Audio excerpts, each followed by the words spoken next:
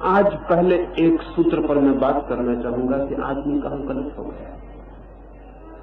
पहला सूत्र मैं आपसे ये कहना चाहता हूं कि आदमी ने स्वाभाविक और प्राकृतिक होने की हिम्मत नहीं की है, ये उसकी बुनियादी गलती हो गई है। आदमी ने कुछ और होने की कोशिश की है जो वो है उससे। पशु पशु है, पक्षी पक्षी है, पौधे पौधे।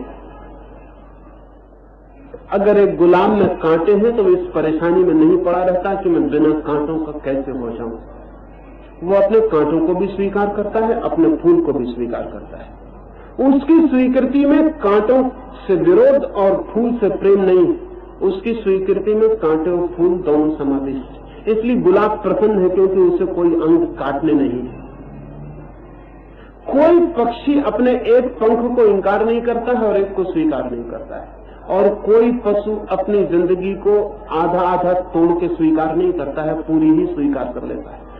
आदमी ने जिंदगी को पूरा स्वीकार नहीं किया। जैसी जिंदगी उसे मिली है वो उस पर आरोपण करता है और कहता है जिंदगी ऐसी होनी चाहिए तो मैं स्वीकार करूंगा। आदमी कुछ और होना चाहने की पागल वासना से पीड़ित है। आदमी जो हो सकता है वो होने को राजी नहीं है, कुछ और होना चाहता है। आदमी कहता है कि ये कांटे नहीं होने चाहिए मेरे भीतर। आदमी कहता है ये बुराई नहीं होनी चाहिए मेरे भीतर। आदमी कहता है क्रोध नहीं होना चाहिए। आदमी कहता है काम नहीं होना चाहिए। आदमी कहता है सेक्स नहीं होना चाहिए। आदमी कहता है ये सब इतने हिस्से नहीं होने चाहिए, बस प्रेम होना चाहिए, क्षमा होनी चाहिए, श्रद्धा होनी चाहिए, बाकी गलत जिसे हमने गलत ठहराया हुआ वो नहीं होना चाहिए। लेकिन आदमी एक जोड़ है, इकट्ठा, एक टोटलिटी। उसमें कांटे भी हैं और फूल भी। और अगर हमने ये तय किया कि कांटे नहीं होना चाहिए तो हमारा सारा श्रम कांटों को तोड़ने में लग जाएगा, और कांटों को तोड़ने में लगा हुआ व्यक्ति कांटों को मिटा नहीं सकता, क्योंकि कांटे नए पैदा होते रहे होंगे। वो उसके बीइंग से आते हैं, वो उसके अस्तित्व से आते हैं, ऊपर से तोड़ेगा भीतर से आ जाएंगे। और कांटों में उलझ गया व्यक्ति की जो चेतना है वो फूल पैदा करने में भी हो सकता है असमर्थ हो जाए। आदमी ने अस्वाभाविक अननेचुरल होने की कोशिश की। हम स्वाभाविक होने को राजी नहीं। हमारी पूरी संस्कृति और सभ्यता अस्वाभाविक होने का प्रयास। हम जैसे हैं वैसे नहीं, हमें कुछ और होना है। इस कुछ होने की और होने की दौड़ ने हमारे सारे स्वभाव को, सारी सहजता को नष्ट कर दिया। हम सब रुग्ण हो गए, हम सब बीमार हो गए। इस रुग्णता को पहचानने की पहली तो जरूरत यह है कि क्या हम स्वाभाविक हुए बिना कभी भी शांत और आनंदित हो सकते हैं? क्या कोई भी आदमी कभी आनंदित हो सकता है जब तक वो स्वाभाविक न हो जाए? जैसा सारे जीवन ने चाहा है कि वो हो, तब तक वो वैसा न हो जाए तो क्या वो शांत हो सकता है, आनंदित हो सकता है? एक युवती मेरे पास आई। अब तो युवती कहना मुश्किल है, प्रौढ़ है, 40 वर्ष उसकी उम्र होती होगी। उसने विवाह नहीं किया है। नहीं किया है विवाह क्योंकि उसकी धारणा है कि प्रेम सिर्फ आत्मा का आत्मा से होना चाहिए, शरीर बीच में नहीं आना चाहिए। शरीर पास है। 40 साल से उसने अपने को रोका है, शरीर को बीच में नहीं आने दिया। शरीर को बीच में नहीं आने दिया तो प्रेम भी उसके द्वार पर नहीं आया, क्योंकि अगर प्रेम आएगा तो शरीर के द्वार को ही कहीं से खटखटाएगा। अगर कोई मेहमान आपके घर में आएगा और आप उससे कहें कि सीढ़ियों मत चढ़ना और मकान की दीवारों को पार मत करना, सीधे घर में आमंत्रित हैं आप, भीतर आमंत्रित हैं, लेकिन बाहर की दीवारों को स्पर्श मत करना और द्वार से प्रवेश मत करना, तो मेहमान कैसे आएगा? मेहमान नहीं आएगा। 40 वर्ष तक मेहमान नहीं आया, लेकिन अभी दुर्भाग्य से या सौभाग्य से किसी व्यक्ति से उसका प्रेम हो गया, लेकिन वो बहुत कठिनाई में पड़ गई। वो मेरे पास आई और उसने मुझे कहा कि मैं बड़ी मुश्किल में हूं, मैं आत्महत्या कर लूंगी। क्योंकि मैं तो मानती हूं कि प्रेम आत्मिक होना चाहिए, शरीर बीच में आना नहीं चाहिए। अब प्रेम आया है और शरीर बीच में आता है, मैं प्रेमी को स्पर्श भी करना चाहती हूँ, और ये तो इतना पाप है जिसका कोई हिसाब नहीं। मैंने उस स्त्री को पूछा कि तू भोजन आत्मिक रूप से करती है या शारीरिक रूप से? मैंने कहा भोजन तो शारीरिक ही रूप से करना होता है। तो मैंने कहा आत्मिक भोजन शुरू करो, शारीरिक भोजन बंद कर दो, क्योंकि शरीर पाप और वस्त्र तू शरीर पर पहनती है कि आत्मा पर? मैंने कहा वस्त्र तो शरीर पर पहनने पड़ते। मैंने कहा व्यर्थ तू शरीर को बीच में लाती, वस्त्र आत्मा पर ही पहनने चाहिए। उसने कहा लेकिन वस्त्र तो शरीर पर ही पहनने होंगे, खाना शरीर खाएगा, श्वास शरीर लेगा, खून शरीर बनाएगा, जिंदगी शरीर के आधार पर खड़ी होगी। लेकिन नासमझी से भरे हुए सिद्धांत कहते हैं कि शरीर को प्रेम में स्वीकार मत करो। तब उसकी स्त्री की जिंदगी बहुत मुसीबत में पड़ गई, क्योंकि उसने अपने दो हिस्से कर लिए, एक हिस्से जिसे इंकार करना और एक हिस्सा जिसे स्वीकार करना। और जिसको वो दो हिस्से कह रही वो एक ही व्यक्तित्व के दो हिस्से, शरीर और आत्मा कोई दो ऐसी चीजें नहीं है कि एक दूसरे की दुश्मन हो। सच तो यह है कि आत्मा का जो हिस्सा हमारी इंद्रियों की पकड़ में आ जाता है वो शरीर, और आत्मा का जो हिस्सा हमारी इंद्रियों की पकड़ में नहीं आता वो आत्मा है। इसे यूं भी कह सकते हैं कि आत्मा का जो हिस्सा दिखाई पड़ जाता है वो शरीर है, और शरीर का जो हिस्सा अदृश्य है और दिखाई नहीं पड़ता वो आत्मा है। लेकिन वे एक ही अस्तित्व के दो छोर हैं। लेकिन उस स्त्री की बड़ी परेशानी है। उसने कहा कि तो मैं स्वीकार ही नहीं कर सकती, शरीर को मैं बीच में नहीं ले सकती, शरीर पाप है। तो मैंने उससे कहा फिर जीना भी पाप है, क्योंकि बिना शरीर के जिया नहीं जा सकता है, एक क्षण नहीं जिया जा सकता बिना शरीर के। उसे बहुत देर तक समझाया। उसे मैंने कहा कि दोनों जुड़े हैं, दोनों इकट्ठे हैं, और जब कोई प्रेम से किसी के शरीर को स्पर्श करता है तो शरीर को ही स्पर्श नहीं करता। जब कोई प्रेम से किसी के शरीर को स्पर्श करता है तो शरीर को स्पर्श ही नहीं करता है। जब कोई प्रेम से किसी के शरीर को निकट लेता है तो शरीर का पता ही नहीं चलता है। और अगर शरीर का पता चलता हो तो उस व्यक्ति के मन में रोग है और उसने दो हिस्सों में तोड़ रखा है अपने को। उसे मेरी बात समझ में आनी शुरू हुई तो उसने मुझसे कहा कि ये भी मैं समझ सकती हूं कि शरीर और आत्मा एक है, लेकिन शरीर के ऊपर का हिस्सा शुद्ध है और शरीर के नीचे का हिस्सा अशुद्ध है। तो मैंने उससे कहा कि वो सीमा रेखा कहां है जहां से शरीर का ऊपर का हिस्सा शुरू होता है और नीचे का, वो सीमा रेखा कहां है? वो किस जगह से शरीर अलग होता है, शुद्ध शरीर अलग और अशुद्ध शरीर अलग? शरीर तो इकट्ठा है, खून फिक्र नहीं करता, वो पूरे शरीर में दौड़ रहा है। श्वास फिक्र नहीं करती, वो पूरे शरीर में दौड़ रही है। हाथ और पैर और सिर शरीर के लिए सब बराबर है, वहां कोई सूची और कोई असूची नहीं, कोई शुद्ध और अशुद्ध नहीं। लेकिन उस स्त्री ने एक नया विभाजन किया। उसने कहा कि नीचे के हिस्सा तो अपवित्र है, अगर ज्यादा से ज्यादा मैं स्वीकार भी कर सकती हूं तो ऊपर के हिस्से को शरीर के स्वीकार कर सकती हूं। उसने एक नया विभाजन किया। एक विभाजन था शरीर और आत्मा अलग अलग है, इसमें आत्मा को स्वीकार करना है, शरीर को अस्वीकार करना है। ये रुग्ण होने के लक्षण, सिजोफ्रेनिक होने के लक्षण। ऐसा व्यक्ति धीरे धीरे पागल हो जाएगा, दो हिस्सों में टूट जाएगा। अब उसने बामुश्किल किसी तरह राजी हुई है शरीर आत्मा को एक स्वीकार करने को, तो शरीर को भी दो हिस्सों में तोड़ देती है। नीचे का शरीर अलग है, ऊपर का शरीर अलग है। अब ये स्त्री अगर पागल न हो जाए तो और क्या होगा? लेकिन हमने भी अपने पूरे व्यक्तित्व के साथ ऐसा ही किया हुआ है। हमने पूरे मनुष्य को स्वीकार नहीं किया है। जैसा नैसर्गिक मनुष्य उसे हमने स्वीकार नहीं किया। इसका मतलब ये नहीं है कि अस्वीकार करने से हम कुछ बदल गए। अस्वीकार करने से सिर्फ इतना हुआ है कि वो जो नैसर्गिक मनुष्य भीतर छिप गया है और वो जो झूठा मनुष्य जिसे हमने स्वीकार किया वो ऊपर आ गया। हम सब पाखंडी हो गए। हमारे चेहरे पर वो बात आ गई है जो हमने थोप ली है, और हमारे अचेतन मन के कोनों में अंधेरे में वो आदमी चला गया है जो हम हैं। वो आदमी भीतर से धक्के दे रहा है, पूरे क्षण भीतर से वो कह रहा है, पूरे क्षण वो भीतर से संलग्न है काम में। पूरे समय भीतर जिसको हमने दबा लिया है वो काम कर रहा है, उससे छुटकारा मुश्किल है। वो नए नए उपाय खोजता है, अपने काम जारी रखता है, क्योंकि नैसर्गिक को कभी तोड़ के अलग नहीं किया जा सकता। जो स्वाभाविक है उसे कभी नष्ट नहीं किया जा सकता। वो रहेगा, उसका रहना अनिवार्यता है, सिर्फ छिप के रहेगा।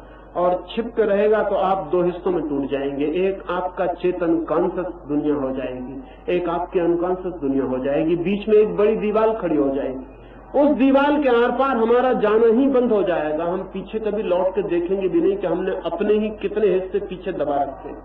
और अगर मैंने अपना एक हाथ भीतर दबा रखा है और दूसरा हाथ बाहर रखा है, तो क्या आप समझते हैं कि मैं दबे हुए हाथ से कभी मुक्त हो सकता हूं? दबे हुए हाथ के साथ मेरा खुला हुआ हाथ भी बंधा रहेगा। मैं एक कारागृह में बंद हो जाऊंगा जहां से निकलना बहुत मुश्किल हो जाएगा। और जिंदगी की इसलिए सारी स्फूर्णा, सारा आनंद, सारा ब्लिसफुल जो कुछ भी है वो सब खो गया है, क्योंकि आदमी अपने को ही टुकड़ों में तोड़ लिया है। आदमी पूरा हो तो आनंदित हो सकता है, आदमी टुकड़ों में हो तो उदास हो जाएगा, आदमी टुकड़ों में हो तो चिंतित हो जाएगा। चिंता का मतलब क्या है? एंजाइटी का मतलब क्या है? चिंता का एक ही मतलब है कि आपके भीतर ही आपने ऐसे टुकड़े बांट लिए हैं जो आपस में लड़ रहे हैं। चिंता का और कोई मतलब नहीं। चिंतित आदमी का मतलब है खुद के भीतर विरोधी टुकड़ों में बटा हुआ आदमी जो अपने से ही लड़ रहा है। अब कोई आदमी अगर अपने से लड़ने लगेगा, अपने को ही खंडों में बांट के अपने ही साथ शत्रुता करने लगेगा, मैं अगर अपने ही दोनों हाथ लड़ाने लगूं तो कौन जीतेगा, कौन हारेगा? सिर्फ मैं टूटता जाऊंगा और नष्ट होता जाऊंगा। हम सब चिंतित हो गए हैं, तनाव से भर गए हैं, क्योंकि पूरा मनुष्य हमने स्वीकार नहीं किया है। जैसा प्रकृति ने आदमी को बनाया है, जैसा परमात्मा ने आदमी को जन्म दिया, हमने उसे स्वीकार नहीं किया। हमने कुछ हिस्सों को इंकार कर दिया है, कुछ का विरोध किया है, कुछ को दबा दिया है, कुछ को रिप्रेस कर दिया है, कुछ को ऊपर कर लिया है, और हम अपने भीतर ही एक बड़ी बेचैन स्थिति में खड़े हो गए। इससे हम उदास, इससे हम विक्षिप्त, इससे हम पागल हुए जा रहे हैं। इससे हमारे भीतर की दुनिया हमारे खिलाफ खड़ी, और हम पूरे वक्त अपने ही भीतर की दुनिया के खिलाफ खड़े। हम पूरे समय अपने से ही लड़ रहे हैं, उठने से लेकर सोने तक हम अपने से ही लड़ते चले जा रहे हैं। एक आदमी अच्छी बातें बोल रहा है, उसे शराब पिला दें, वो आदमी गाली बकने लगता है। कोई पूछे कि शराब में ऐसी कौन सी केमिकल थे जो आदमी के भीतर गालियां पैदा कर देती? शराब में ऐसा कोई ताकत नहीं है कि किसी आदमी में गालियां पैदा कर दे। लेकिन आदमी ऊपर से अच्छी बातें कर रहा था, भजन गा रहा था, उसे शराब पिला दी, वो गालियां बकने लगा है। भीतर उसके गालियां भरी हैं, भजनों से गालियों को दबा रहा था। शराब ने भजन के मन को शिथिल कर दिया, सुला दिया। भीतर गाली वाला मन बाहर आ गया और उसने बकवास शुरू कर दिया। इसलिए सज्जन आदमी शराब पीने में बहुत डरता है। उसके डरने का एक कारण ये भी, उसके भीतर जो दुर्जन छिपा बैठा है वो प्रकट हो सकता है। सज्जन आदमी बहुत बेबीत है। सज्जन आदमी कभी रिलैक्स नहीं करता, क्योंकि वो जरा ही रिलैक्स करे तो भीतर जो आदमी वो बाहर आ। इसलिए सज्जन आदमी हमेशा तना हुआ रहता है, हमेशा डरा हुआ रहता है, हमेशा अपने को बचाए रखता है कि कोई ऐसा क्षण ना आ जाए कि जहां मेरे भीतर का दबा हुआ कुछ निकल आए। इसलिए सज्जन आदमियों को फिर दूसरी तरकीबें निकालनी पड़ती है। अगर उसको गालियां देनी है तो वो होली की इजाद करता है। उसको अगर गालियां बकनी है तो वो होली की इजाद करता है, होली को धार्मिक त्योहार बनाता है। फिर वो गालियां बक सकता है, क्योंकि गालियों को भी उसने अब सैंक्टिटी दे दी। अब गालियां भी पवित्र हो गई। अब वो मजे से जाके आपके दरवाजे पर गालियां बक रहा और आप कहते हैं होली का त्योहार है, कोई बुरा मानने की जरूरत नहीं है। सज्जन आदमी ने होली का त्योहार ईजाद किया है, दुर्जन को उसकी कोई जरूरत नहीं है। फिर सज्जन आदमी और नई तरकीबें ईजाद करता है, जहां कि वो अपने भीतर छिपे हुए रोगों को प्रकट करने के रास्ते खोजता है। वो मजाक करेगा, वो व्यंग करेगा। अगर दुनिया भर के सारे मजाकों का साहित्य उठाकर देखा जाए तो 100 में से 99 मजाक सेक्स से संबंधित होंगे। और सज्जन आदमी मजाक करेगा और सिवाय सेक्स के मजाक की कोई और बात नहीं होगी। लेकिन वो मजाक है, इसलिए उसे कोई गंभीरता से न लेगा। लेकिन सेक्स की बात को मजाक में उठा के चर्चा करनी भीतर की किसी बीमारी की खबर। फिर सज्जन आदमी सेक्स से भरी हुई फिल्में देखेगा, मर्डर से भरी हुई, हत्याओं से भरी हुई फिल्में देखेगा, उपन्यास पढ़ेगा, डिटेक्टिव कहानियां पढ़ेगा। तब ये इनमें कोई कठिनाई नहीं होगी, क्योंकि इसमें कोई अड़चन नहीं मालूम पड़ती। लेकिन फिल्म में वो क्या देख रहा है? वो वही देख रहा है जो वो देखना चाहता है। वो उसे पर्दों पर दिखाई पड़ रहा है, उसके भीतर उसे बड़ी राहत मिल रही है। वो ये जो राहत उसको भीतर से खोजने के वो नए रास्ते खोज रहा है। इसलिए सज्जन आदमी का सारा साहित्य कामुकता से भरा हुआ होगा। सारी कविताएं घूम फिर के वहां लौट आएंगी जिनसे सज्जन आदमी भागा है।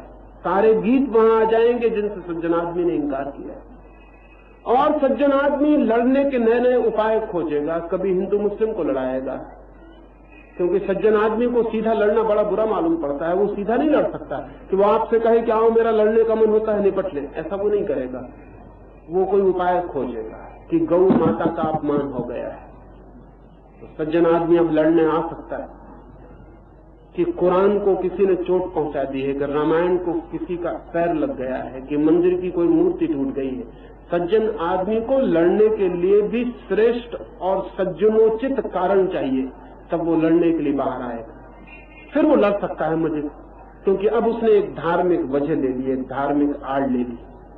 सज्जन आदमी फिर अच्छी आड़ें खोजेगा अपने भीतर के व्यक्तित्व को प्रकट करने के लिए, और अगर न प्रकट कर पाया तो पागल हो जाएगा। पागल होने का मतलब यह है कि जो प्रकट नहीं हो सका, और जिसने प्रकट होने की इतनी मांग की कि उस आदमी को सिवाय पागल होने के कोई रास्ता नहीं रह गया। फिर एक आदमी पागल हो जाता है तो हम उस पर दया करते हैं। फिर हम ये नहीं कहते कि ये बुरा आदमी है। अगर एक आदमी पागल होकर सड़कों पर गालियां बकता है तो हम कहते हैं बेचारा पागल है। लेकिन यह आदमी पागल कैसे हो गया? क्या हम सब भी उसी रास्ते से नहीं गुजर रहे हैं जहां इसकी जगह पहुंच जाएं? क्या हम सबके भीतर भी यही सब रोग नहीं पाले जा रहे हैं? और 5000 साल के ज्ञात इतिहास से शिक्षा दी जा रही है आदमी को अच्छा बनाने का। क्या आदमी अच्छा बन गया? कौन सी अच्छाई आदमी में आ गई? कारागृह कैदियों से भरे हुए हैं, पागल खाने पागलों से भरे हुए हैं, बीमार रोगियों से अस्पताल भरे हुए हैं, और एक एक घर कलह और उपद्रव से भरा हुआ है।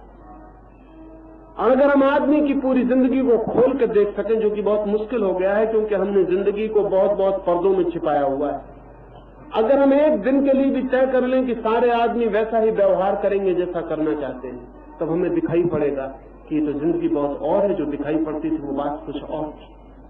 हम सब ने अपने को छिपा रखा है, लेकिन ये छिपा हुआ आदमी भीतर से अपने काम जारी रखे हुए, इसलिए हर 10-15 साल में एक युद्ध की जरूरत पड़ जाती है, और 2-4-5 साल में दंगा फसाद चाहिए, और रोज कोई छोटा मोटा उपद्रव होता रहना चाहिए, ताकि हमारे भीतर वो जो छिपा आदमी है उसकी तृप्ति भी होती रहे, उसकी तृप्ति भी होती रहनी चाहिए। अगर हम मनुष्य का पूरा इतिहास देखें तो ऐसा लगता है कि हम कह सकते हैं कि आदमी एक लड़ने वाला जानवर। कोई जानवर इतना नहीं लड़ता है, जानवर भी लड़ते हैं, लेकिन जानवर इस भांति नहीं लड़ते, और लड़ते ही रहते हैं ऐसा नहीं, और कम से कम लड़ने की कोई पूर्व तैयारी तो नहीं करते। आदमी या तो लड़ता है या लड़ने की तैयारी करता है। 2 ही तरह के कालखंड है इतिहास में, युद्ध और युद्ध की तैयारी। शांति का कोई कालखंड नहीं। पूरे मनुष्य के इतिहास में शांति का कोई समय ही नहीं। या तो युद्ध चल रहा है या युद्ध की तैयारी चल रही है। वो जब युद्ध की तैयारी चलती है उसको हम कहते हैं कि अभी शांति का दिन चल रहा है। शांति का दिन नहीं, क्योंकि पिछला युद्ध हमारी शक्ति को तोड़ जाता है, उसकी तैयारी करनी पड़ती है। तो जब हम शांति का समय बिता रहे हैं उस वक्त युद्ध की तैयारी चल रही, फिर नए युद्ध की तैयारी हो रही। सुबह पति नाराज होके गया है, दोपहर को बड़ा शांत है, बहुत सावधान रहना, शांत वगैरह कुछ भी नहीं है, क्योंकि फिर वो तैयारी कर रहा है क्रोध की। शांत फिर वो क्रोध करेगा। माँ सुबह बेटे को डांटी है, दोपहर बड़ा प्रेम प्रकट कर रही है, ये सुबह का पश्चाताप हो रहा है, लेकिन वो फिर वापस लौट रही है अपनी जगह पर। सब पश्चाताप, हमने जो भूल की है उसे पोंछने के उपाय होते हैं, ताकि हम फिर पुरानी जगह खड़े हो जाएं और फिर से वही कर सकें जो पश्चाताप के पहले करना संभव है। अगर मैं आपको गाली दे आया हूं तो क्षमा मांगने आऊंगा, इसका यह मतलब है कि दोस्ती जारी रखिए ताकि कल फिर गाली दे सकूं, क्योंकि दोस्ती टूट जाए तो गाली देने का भी तो उपाय नहीं।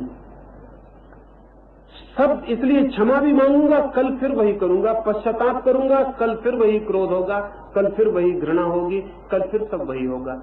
ये आदमी की क्या स्थिति है, इसे सोचना और समझना जरूरी है। इसके पीछे क्या कारण है? या आदमी इतना रुग्ण, इतना डिसीज क्यों है? इसके प्रेम के पीछे घृणा खड़ी रहती है। ये जिसे प्रेम करता है उसे ही घृणा भी करता है। ये जिसे प्रेम करता है उसके भी हत्या का विचार करता है, उसके भी मर जाने का विचार करता है। एक स्त्री के पति की कुछ वर्ष हुए मृत्यु हुई। वो मेरे पास आई थी, बहुत रोने लगी। मैंने उन्हें कहा कि रो मत, क्योंकि तुम्हारे पति को मैं पहले से भी जानता हूं और तुम्हें भी जानता हूं, और मैं तुमसे एक बात पूछना चाहता हूं जो बहुत कठोर मालूम पड़ेगी, लेकिन फिर भी मुझे पूछना जरूरी है।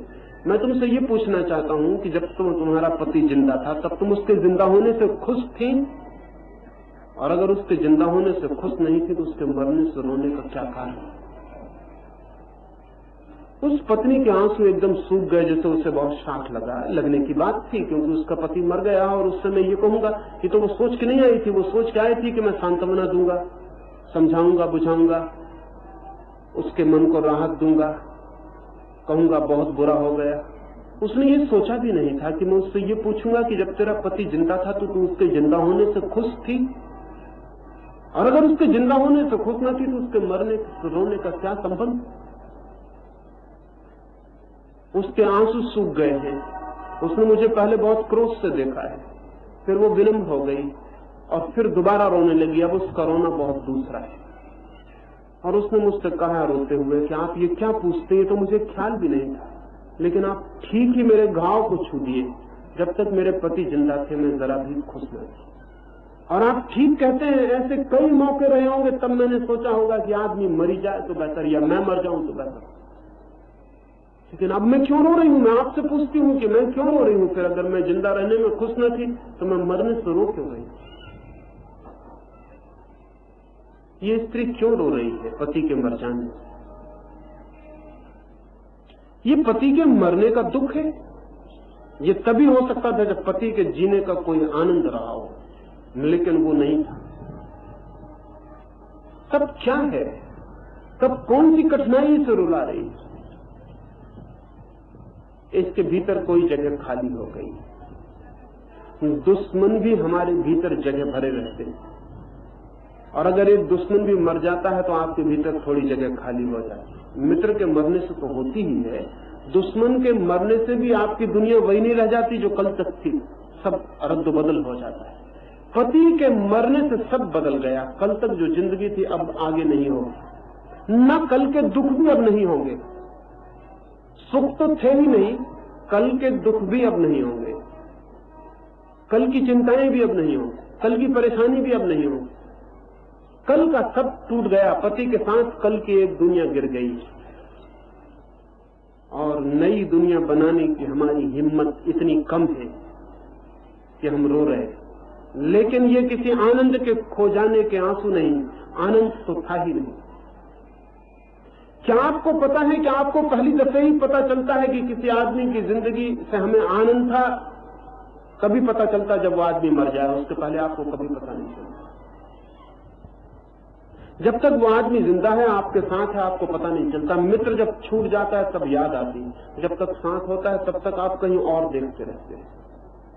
पत्नी जब तक साथ है तब तक प्रीतिकर नहीं है, कल मर जाएगी तो हो सकता है जिंदगी भर रोते रहे। पति जब तक सांस है तब तक उसमें कोई अर्थ नहीं है, और हो सकता है कल जिंदगी भर उसकी मूर्ति रख के पूजा करें। ये आदमी को क्या है? आदमी जिससे प्रेम करता है उसे ही घृणा भी कर रहा है, और आदमी जिसे बचाना चाहता है उसे मारे भी डाल रहा है। लेकिन मारने की भी तरकीबें हैं और बचाने की भी तरकीब। एक माँ अपने बेटे को बचाना चाहती है,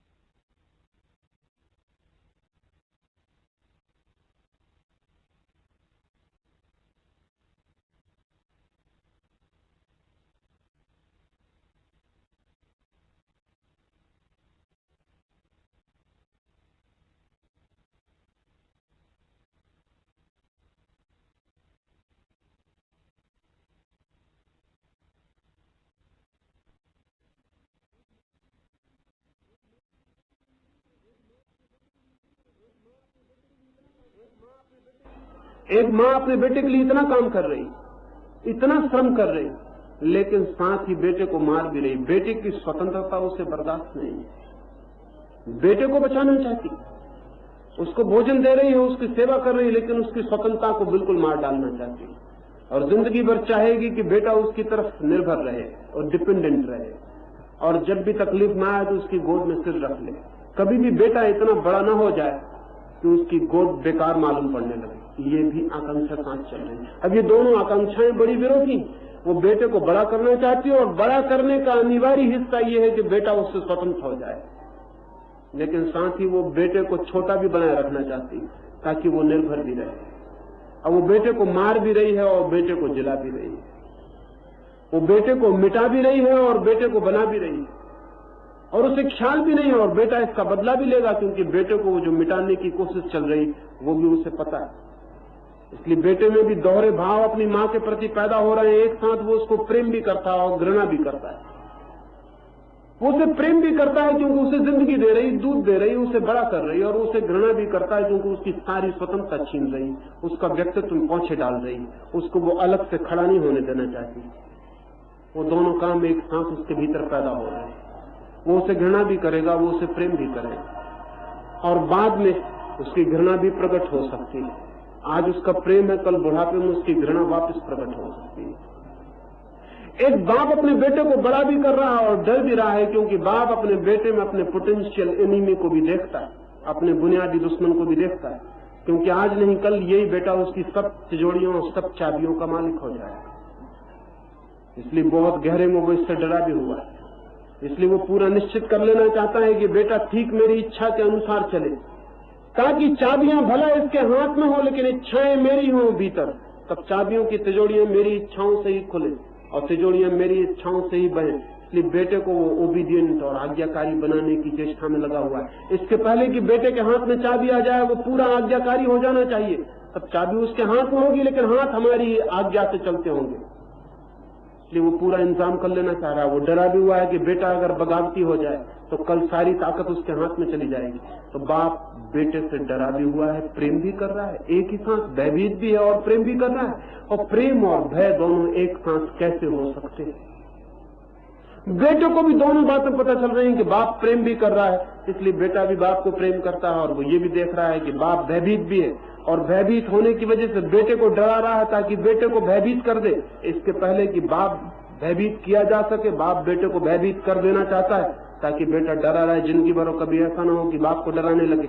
वो बेटे को डरा भी रहा है तो बेटा घृणा भी कर रहा है। जो डराता है उससे घृणा भी पैदा हो जाती है। हमने सारी जिंदगी एक जाल बना रखी। हम जिसे प्रेम कर रहे हैं उसे मुट्ठी में बांध लेना चाहते हैं, उस पर बिल्कुल पजट कर लेना चाहते हैं, उसके मालिक बन जाना चाहते हैं। पति का मतलब ही होता है मालिक, इसलिए पत्नी उसको स्वामी कहती भी है, और जब उसको स्वामी लिखती है तो वो बहुत प्रसन्न होता है। वो उसको दस्तखत में नीचे लिखती भी है आपकी दासी। हम जिसे प्रेम करते हैं उसको गुलाम बना लेना चाहते हैं, और गुलामी में कभी प्रेम संभव? जो हमारा गुलाम हो जाएगा वो हमें प्रेम कर सकेगा, और जिसकी गर्दन में पकड़ लूंगा वो मुझे प्रेम कर सकेगा। प्रेम एक स्वतंत्रता का दान सिर्फ उन लोगों से मिल सकता है जो स्वतंत्र। अगर मेरी गर्दन कोई दबाए और कहे कि मुझे प्रेम दो तो मैं और सब दे सकता हूं, प्राण दे सकता हूं, लेकिन प्रेम देना असंभव हो जाएगा, क्योंकि प्रेम छीना नहीं जा सकता। लेकिन पति पत्नियों से छीन रहे हैं, पत्नियां पतियों से छीन रही, माँ बेटों से छीन रही, बेटे माँ से छीन रहे हैं, बाप बेटों से छीन रहे हैं, मित्र मित्रों से छीन रहे हैं। हम सब प्रेम छीन रहे हैं, और इसलिए हर एक आदमी एक दूसरे पर कब्जा किए हुए कि कोई और न छीन ले। इसलिए मैं पूरा का पूरा निचोड़ लूं। जब हम एक दूसरे को इस बुरी तरह दबाए हुए हों, पजेस करते हो, मालिक बन गए हो, तो क्या आपको पता है कि जिसके हम मालिक बनने की कोशिश करते हैं वो आदमी नहीं रह जाता, वस्तु हो जाता है। सिर्फ वस्तुएं पजेस की जा सकती है। मैं एक कुर्सी का मालिक हो सकता हूं, एक आदमी का मालिक नहीं हो सकता। मैं एक मकान का मालिक हो सकता हूं, लेकिन एक स्त्री का मालिक नहीं हो सकता। लेकिन अगर मैंने स्त्री का मालिक होने की कोशिश की तो ध्यान रहे स्त्री संपत्ति हो जाएगी, स्त्री फिर आदमी नहीं रह जाएगी। और इसलिए स्त्रियां संपत्ति हो गई। हम तो अपने मुल्क में कहते भी हैं स्त्री संपत्ति। हमने उसे संपत्ति का हिस्सा बना दिया, हमने उसे संपत्ति मान रखा है। हम जिसको भी दबा के कब्जा कर लेंगे वो संपत्ति हो जाएगी, उसकी आत्मा खो जाएगी, क्योंकि जहां आत्मा है वहां स्वतंत्रता है। हम कैसा पागलपन कर रहे हैं। अगर हम प्रेम चाहते हैं तो पोजीशन की बात छोड़ देनी चाहिए। अगर हम प्रेम चाहते हैं तो कभी किसी के मालिक मत बनना। अगर प्रेम चाहते हैं तो कभी किसी को वस्तु और सामग्री मत बना देना, चीजें मत बना देना, व्यक्ति को आत्मा देना। लेकिन हम जिसको प्रेम करते हैं उसी को कस के पकड़ लेते हैं, बल्कि हम प्रेम पीछे करते हैं, कस के पकड़ने का इंतजाम पहले कर लेते हैं। इसलिए प्रेम पीछे आता है, विवाह पहले आता है। विवाह है कस के पकड़ लेने का पहले इंतजाम, पीछे प्रेम, पहले विवाह। विवाह इस बात की खबर है कि आप भाग नहीं सकते हो। अब कब्जा पूरा है और कानूनन, और अगर कोई भागेगा तो कानून और समाज गवाह होगा, इसलिए इतना शोरगुल मचाना पड़ता है, इतने बैंड बाजे बजाने पड़ते ताकि पूरे गांव को पता चल जाए, इतने इन्विटेशन छापने पड़ते। ये खबर है इस बात की कि हम बन गए हैं, पूरे गांव को पता है, भाग नहीं सकते हो, पूरी दुनिया को पता है, भाग नहीं सकते हो, रजिस्टर पर लिखवाना पड़ता है दफ्तर में, या पंडित पुजारी शोरगुल मचा के सारे गांव में खबर कर देते, सारी समाज को इकट्ठा कर लेना पड़ता है, सारे मित्र परिजन इकट्ठे हो जाते ताकि सब जान ले कि ये दो व्यक्ति बन गए, अब ये भाग नहीं सकते। दुनिया अच्छी होगी तो ये शोरगुल बहुत पागलपन मालूम पड़ेगा। दुनिया अच्छी होगी तो प्रेम दो आदमियों के बीच की बात है, इसमें समाज को शोरगुल मचाने की जरूरत नहीं, इसमें बैंड बाजे बहुत बेहुदा है, इनका कोई मतलब नहीं, इनका क्या जरूरत। लेकिन इनकी जरूरत अब तक रही है क्योंकि बंधन को सोशल कॉन्ट्रैक्ट बनाना है, उसको सामाजिक इकरारनामा बनाना है, तो समाज उसकी गवाही दे दे कि हाँ ये बात पूरी हो गई, अब भाग नहीं सकोगे, अब तुम दोनों बंध गए, कसम खिलवा ले समाज अपने सामने। हम प्रेम के लिए उतने उत्सुक नहीं जितने विवाह के लिए उत्सुक हैं, क्योंकि विवाह में हम एक दूसरे के मालिक बन जाते हैं और प्रेम में कोई किसी का मालिक नहीं बनता है। प्रेम में दो व्यक्ति स्वतंत्र होते हैं, स्वतंत्रता में ही प्रेम के फूल खिल सकते हैं। आदमी का समाज प्रेम से छीन और हीन हो गया है क्योंकि हमने प्रेम को जबरदस्ती छीन के पैदा करना चाहा है, वो पैदा नहीं हो सका। और जब तक आदमी की जिंदगी में प्रेम का फूल न खिले तब तक आदमी स्वस्थ नहीं हो सकता और न आनंदित हो सकता है और न प्रसन्न हो सकता है। इसलिए छोटे बच्चों में थोड़ी बहुत प्रसन्नता दिखाई पड़ती है, धीरे धीरे जिंदगी जैसे आगे बढ़ती है प्रसन्नता खोती चली जाती है। धीरे धीरे बूढ़ा होता होता आदमी करीब करीब बहुत पहले मर चुका होता है। हमारा बहुत अस्तित्व तो पोस्टमार्टम के बाद का है, मर चुके हैं, उसके बाद लाश चलती चली जाती है। ऐसी ये जो रुग्ण चित्त दशा है आदमी की, इसके पीछे एक कारण जो मैं आज आपको कहना चाहता हूं वो ये है कि हमने जीवन की सहजता को, वो जो नेचुरल, वो जो स्वाभाविक प्रकृतिगत मनुष्य है उसको अस्वीकार किया है, उसे हमने स्वीकृति नहीं दी। और मैं आस्तिक आदमी का पहला लक्षण मानता हूं कि वो जो प्रकृति ने दिया उसे पूरी तरह स्वीकार करता है। स्वीकृति उसका पहला लक्षण है, टोटल एक्सेप्टेबिलिटी, वो जो मेरे भीतर है उसका पूर्ण स्वीकार। इसका ये मतलब नहीं है कि मैं ये कह रहा हूं आपको हत्या करनी है तो आप हत्या करें, इसका ये मतलब नहीं है कि मैं ये कह रहा हूं कि किसी के मकान में आग लगाना है तो आप आग लगाएं। सच तो ये है कि आपने चूंकि अपने भीतर के कुछ हिस्सों को अस्वीकार किया है इसलिए आप हत्या भी करते हैं और आग भी लगाते हैं। अगर आपने अपने भीतर के कोई हिस्से अस्वीकार न किए होते तो आप उस लयबद्धता को उपलब्ध हो जाते जिसके लिए आग लगाना और हत्या करना असंभव। उस हारमोनी को, उस संगीत को आप उपलब्ध हो सकते थे जिसको आप उपलब्ध नहीं हो पाए। कोई आदमी आग लगा रहा है ये इस बात की खबर है कि आदमी विक्षिप्त, और कोई आदमी किसी की हत्या कर रहा है ये इस बात की खबर है कि ये आदमी होश में नहीं। इसके कोई ऐसे हिस्से ये काम कर रहे हैं जिनका इसे खुद ही पता नहीं रहा है, जिनकी इसकी मालिकियत नहीं रही। इसने अपने ही कुछ हिस्सों को इतने भीतर दबा दिया है कि वे ही किसी दिन इसके ऊपर हावी हो जाएंगे, आग लगवा देंगे, हत्या करवा देंगे। अदालतों में न मालूम कितने हत्यारे ये कहते हैं कि हमें पता नहीं हमने ये कैसे किया, हमें याद ही नहीं आता कि हमने ये किया हो। पहले तो मजिस्ट्रेट सोचते थे कि ये झूठी बातें, लेकिन अब मनोवैज्ञानिक कहते हैं कि झूठ नहीं है। कुछ हत्यारे हत्या करने के बाद भूल ही जाते हैं कि उन्होंने ये हत्या की है, क्योंकि उनका वो हिस्सा हत्या करता है जिससे उन्होंने अपने संबंधी बहुत पहले तोड़ लिए। उनकी आइडेंटिटी ही टूट गई है, उनके भीतर के उस हत्यारे से उन्होंने बहुत पहले संबंधी तोड़ लिया है, इसलिए उन्हें याद भी नहीं आता कि हत्या हमने की, यह हत्या न मालूम कैसे हो गई, यह हत्या हमने नहीं की। जब वे होश में आते हैं, जब आप रात सपने में किसी की हत्या कर दें तो सुबह आप ये थोड़ी कहेंगे कि मैंने हत्या की, आप कहते हैं सपना था, सपने में हो गई है ये बात। अगर आपने भीतर ऐसे हिस्से दबाए रखे हैं, वे हिस्से कभी भी प्रकट हो सकते हैं। अभी अहमदाबाद में वे हिस्से प्रकट हुए, नाम और बहाने कुछ भी हो सकते। मेरे एक मित्र ने कहा कि उन्होंने अपनी आंख के सामने 5-6 लोगों को इकट्ठे जलाए जाते देखा। उनमें एक छोटा बच्चा भी है, वो बच्चा आधा जल गया और भाग रहा, और भीड़ ने उस बच्चे को वापस धक्के देकर उस आग में डाल दिया। वे 5-6 लोग जिंदा जलाए गए और भीड़ ये देखती रही कि कोई भाग न जाए, कोई अधूरा जला हुआ बाहर न निकल आए। फिर भीड़ भाग गई, वे अध जली लाशें तड़पती चिल्लाती हाथ पैर पटकती वहीं पड़ी रह गई। उनको कोई देखने को भी वहां नहीं रह गया। ये जो लोग कर रहे हैं, आप ऐसा मत सोचना कि आपसे अलग कोई और है या मुझसे अलग कोई और है। जब तक हम इस भाषा में सोचेंगे कि ये कोई और लोग हैं, ये कोई गुंडे और बदमाश है, तब तक हम गलत नतीजे पर पहुंचते रहेंगे। ये हम ही हैं और हमारे भीतर का कोई हिस्सा ये कर सकता है। और जरा अपने भीतर सोचना कि कभी ऐसा करने का मन अपने भीतर भी आ सकता है। किसी मौके पर भीतर से ये बात उभर सकती है। हो सकता है आपको पता भी न चले और आप कहें मैं ऐसा कभी भी नहीं कर सकता हूं। जिन लोगों ने ये किया है, करने के पहले वे भी यही कहते, और करने के बाद भी अगर आज उनसे कोई पूछेगा तो वे कहेंगे हमारी समझ में नहीं आता, भीड़ भड़के में हम कैसे शांत हो गए, ये हमारी समझ में नहीं आता। लेकिन हम सिर्फ शांत थे, हमने खुद कुछ भी नहीं किया।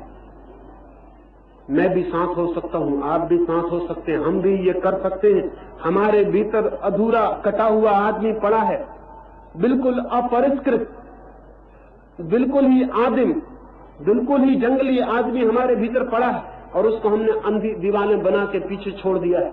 उसको बदलने का उपाय भी नहीं आया, उसको बनाने का उपाय भी नहीं आया, उसको संवारने का उपाय भी नहीं आया, क्योंकि हमने इंकार ही कर दिया कि वो हमारा हिस्सा है। जब आप किसी से कहते हैं कि मुझे क्रोध आ गया, माफ कर दे, भूल हो गई, तब आप ऐसे कहते हैं जैसे क्रोध कोई बाहर से चीज थी जो आ गई। आप कहते हैं मुझे क्रोध आ गया, लेकिन कभी आपने ख्याल किया है कि क्रोध बाहर से कभी भी नहीं आया। कोई ऐसी चीज नहीं है जो आसमान से आपके पास आ गई हो और आप भूल से उसके चक्कर में पड़ गए हो। लेकिन कहते हम ऐसे हैं कि मुझे क्रोध आ गया, माफ कर दें। नहीं, जब क्रोध आता है तो बाहर से नहीं, भीतर से ही आता है। और अगर और गहरे उतर के देखेंगे तो ये वाक्य ही गलत है कि मुझे क्रोध आता है, चाहे भीतर से चाहे बाहर से। जब आप क्रोध में होते हैं तब सच्चाई ये है कि आप क्रोध ही होते हैं। ऐसा नहीं कि आप क्रोध करते, हम क्रोध ही हो जाते हैं।